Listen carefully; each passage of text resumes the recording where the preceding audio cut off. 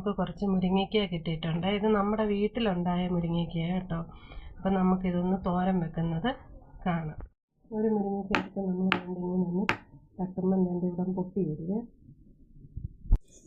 ഇങ്ങനെ നമ്മൾ അടത്തിയെടുക്കണം. അത് അടത്തിയെടുത്ത് നമുക്ക് എന്നിട്ട് എന്തൊരു സ്പൂൺ ഇങ്ങനെ വെച്ച് ഇങ്ങനെ ചീവി കൊടുക്കുമ്പോഴത്തേക്ക് ഇതിങ്ങനെ പോരുവേ.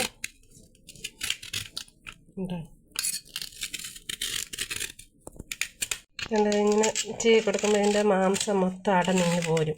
ഇനി നമുക്കിത് ചെറുതാക്കി കൊടുത്താൽ മതി. അപ്പം ഞാനിത് മൊത്തം ഇങ്ങനെ ചീകി എടുത്തുകൊണ്ട് വരട്ടെ. ഇത് നമ്മളിങ്ങനെ സ്പൂണിട്ട് വടിച്ചെടുക്കുമ്പം ഈ തോടയിൽ നിന്ന് ഇത് മൊത്തം ഇതിൻ്റെ മാംസം മൊത്തം ഇങ്ങനെ പോരും കേട്ടോ. അപ്പോൾ ഇത് കണ്ടോ, ഇതിൻ്റെ പുറത്തൊരു ശകലം പോലും ഇത് വരത്തില്ല.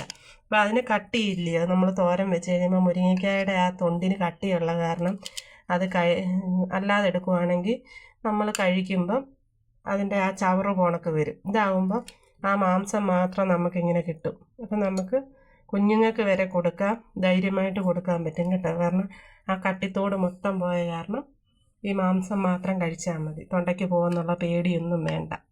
എനിക്ക് എല്ലാം ചീകി എടുത്ത് വേണ്ട ചെറുതായിട്ട് അരിഞ്ഞു കൊണ്ടുവന്നിട്ടുണ്ട്. അപ്പോൾ ഇനി ഇതിലേക്ക് നമുക്ക് വേണ്ട ആവശ്യമായ തേങ്ങ എടുത്ത് വെച്ചിട്ടുണ്ട്. തേങ്ങ മഞ്ഞൾപ്പൊടിയും ജീരകവും ഇട്ട് ഒന്ന് ചതച്ചെടുക്കണം. 3 പച്ചമുളകുണ്ട്, 3 പച്ചമുളക്, ഒരു സവാള, 2-3 കൊണ്ട് കറിവേപ്പിലയെ. അപ്പോൾ നമുക്കിതിലേക്ക് പച്ചമുളക് അരിഞ്ഞിടാം.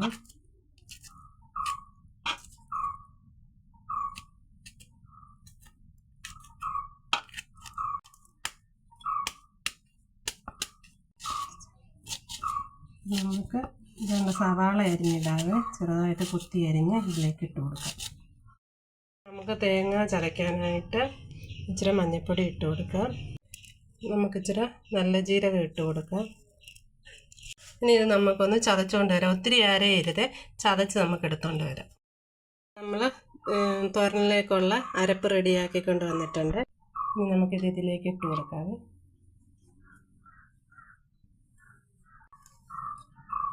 ഇതിലേക്ക് കറിവേപ്പില ഇട്ട് കൊടുക്കാം. നമുക്കിതിലേക്ക് ആവശ്യത്തിന് ഉപ്പിട്ട് കൊടുക്കാം. ഇനി നമുക്കൊന്ന് ഇളക്കി എടുക്കാം. ഇവിടെ കറണ്ടില്ല കേട്ടോ. ഇന്നലെ ഭയങ്കര കാറ്റും മഴയൊക്കെ ആയിരുന്നു. ഇപ്പോൾ കറണ്ടൊന്നുമില്ല കേട്ടോ. നിങ്ങൾക്ക് അവിടുത്തെ മഴയൊക്കെ പെയ്തോ? ഇപ്പം നമ്മൾ ഗ്യാസ് കത്തിച്ച് ചട്ടി അടുപ്പേ വെച്ചു. ഇനി ചൂടായിട്ടാണ് നമുക്ക് എണ്ണ ഒഴിച്ചു കൊടുക്കാവേ. എണ്ണ ചൂടായി വരുമ്പോൾ അതിലേക്ക് കടുകിട്ട് കൊടുക്കാം. എണ്ണ ചൂടായി വന്നിട്ട് നമുക്കിതിലേക്ക് കടുകിട്ട് കൊടുക്കാം. അപ്പം ഇതിലേക്ക് നമുക്ക് 2 അരി ഇട്ട് കൊടുക്കാം. ഇതിലേക്ക് നമുക്ക് 3 പച്ചമുളക് ഇട്ട് കൊടുക്കാവേ. നമുക്കിങ്ങനെ റെഡിയാക്കി വെച്ചിട്ട് ഇട്ട് കൊടുക്കാം. ഇതൊക്കെ നമുക്കധികം വെള്ളമൊന്നും വേണ്ട, അതിന് ചെറുതായിട്ടൊന്ന് കളിച്ചു കൊടുക്കാം. നമുക്കിതൊന്ന് ഇറക്കി അടച്ചു വെക്കാം.